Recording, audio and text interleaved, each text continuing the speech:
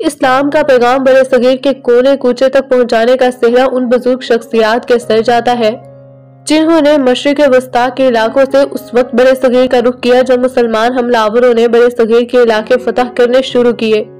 مسلمان حملہ آوروں کے ہاتھ میں تلوار تھی اور پشت پر ہزاروں سپاہی۔ اس طاقت کے زور پر انہوں نے برِ صغیر کے بیشتر علاقوں کو فتح کر کے یہاں اپنی عملداریاں قائم کی۔ اسلام اس خطے کے لیے ایک نیا مذہب تھا، اور جس طرح سے مسلمان حملہ آور یہاں وارد ہوئے، مقامی لوگوں کے ذہنوں میں اسلام کی شبیہ خاصی پرتشدد مذہب کے طور پر بنی۔ بعد میں اسی اسلام کا پیغام برِ صغیر کے دور دراز علاقوں تک پہنچا اور کم و بیش ہر علاقے کے لوگوں نے اس پیغام کا اثر قبول بھی کیا۔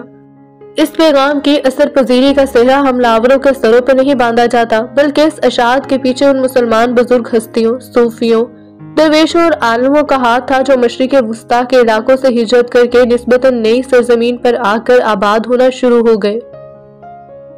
انہی ہستیوں میں سے ایک بزرگ سید عثمان میوندی بھی تھے، جن کا اصل نام سید عثمان میوندی تھا اور جنہیں دنیا لال شہباز قلندر کے نام سے جانتی ہے۔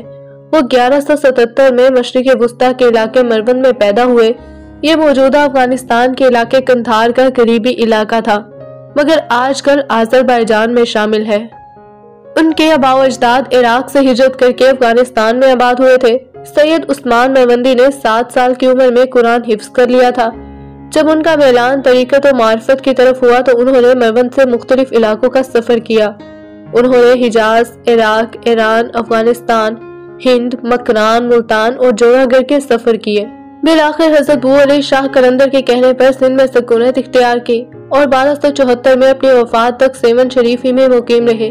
حضرت لال شہباز قلندر ایک بہترین شاعر، الہیات دان اور فلسفی بھی تھے۔ آپ کو عربی، فارسی، پشتو، پنجابی، ترکی، سندھی، ہندی اور سنسکرت سمیت کئی زبانوں پر عبور حاصل تھا۔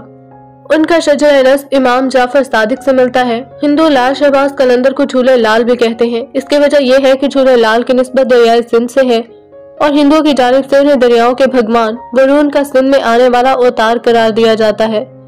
زیادہ تر مسلمان جھولے لال کو حضرت خواجہ خضر قرار دیتے ہیں، جن کے بارے میں مانا جاتا ہے کہ وہ دریاؤں اور سمندروں میں سفر کرنے والوں کی رہنمائی فرماتے ہیں۔ مچھیرے بزرگ سے بہت عقیدت رکھتے ہیں۔ انہیں زندہ پیر، شیخ طاہر، خواجہ خضر، اجیر لال اور امر لال بھی کہا جاتا ہے۔ کالونیل دور کے مختلف تاریخی حوالوں کے مطابق یہ بزرگ یہاں پر 17ویں صدی میں رہا کرتے تھے۔ ٹھٹھا کے ظالم حکمران میرک شاہ نے ہندوؤں کو زبردستی مسلمان کرنا چاہا تو ہندو دریائے سندھ کے کنارے گئے، اپواس کیا اور دریا سے مدد مانگی کہ وہ انہیں نجات دلائے۔ نتیجتاً دریا میں ایک صورت واضح ہوئی جس نے بتایا کہ نصر پور کے ایک عمر رسیدہ جوڑے کے ہاں ایک بیٹا پیدا ہوگا جو ان کی مدد کرے گا۔ اس بچے کا نام اجیر لال رکھا گیا اور انہیں جھولے لال کا لقب بھی دیا گیا، کیونکہ مانا جاتا ہے کہ ان کا جھولا خود بخود ہلتا تھا۔ یہ بچہ بڑا ہو کر ایک بہادر شخص بنا جس نے میرک شاہ سے بحث کی اور اسے اس کی غلطی کا احساس دلایا، جس پر اس نے ہندوؤں کو اپنی حکومت میں آزادی سے رہنے کی اجازت دی۔ ہندو لال شہباز قلندر کو اپنے اسی دیوتا کا اوتار سمجھتے ہیں اور انہیں جھولے لال کہتے ہیں۔ یہ دونوں شخصیات تاریخی طور پر ایک تو نہیں لیکن یکساں تصور کی حامل ہیں۔ لال شہباز قلندر کے ماننے والوں میں ہندو، مسلمان، سکھ، عیسائی سبھی شامل ہیں۔ آپ کے 3 اور دوست تھے، حضرت بہاؤالدین ذکریہ ملتانی، حضرت بابا فرید گنج شکر اور حضرت سید جلال الدین سرخ بخاری۔ آپ چاروں کو چہار یار کے نام سے یاد کیا جاتا ہے۔ چہار یار سندھ اور ہند میں اسلام کے اشاعت کے سرخیل قرار دیے جاتے ہیں۔ ہر سال اسلامی مہینے شعبان کی 18 تاریخ کو سیون شریف میں آپ کا عرس منایا جاتا ہے، جس میں پاکستان کے تمام صوبوں اور علاقوں سے تعلق رکھنے والے ہر طبقے اور فرقے کے لوگ لاکھوں کی تعداد میں شرکت کرتے ہیں۔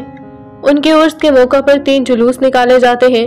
ایک کی قیادت مقامی سید گھرانے سے تعلق رکھنے والا ایک عقیقت مند کرتا ہے، جبکہ دوسرے 2 جلوس ہندوؤں کی قیادت میں نکلتے ہیں۔ مزار کا مجاور بھی ہندو ہے۔ مزار پر ہر روز بڑی تعداد میں لوگ جمع ہو کر دھمار ڈالتے ہیں۔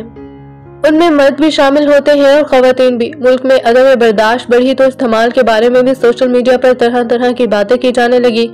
دھمال کی ویڈیو شیئر کر کے اسے شرک قرار دیا جانے لگا۔